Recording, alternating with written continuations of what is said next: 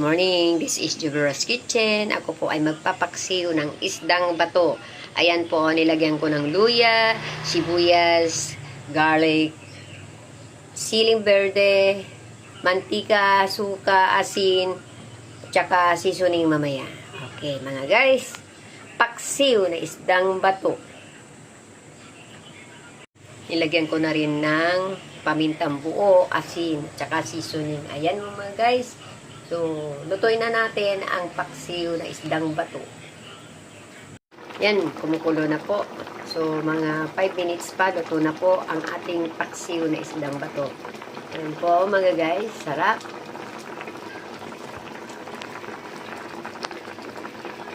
Yan, kumukulo na po. So, mga 5 minutes pa, luto na po ang ating paksiw na isdang bato. Yan po mga guys, sarap.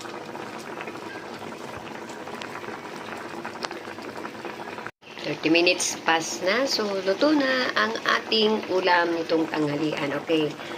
Subscribe my channel. Juberos Kitchen. See you soon. Bye!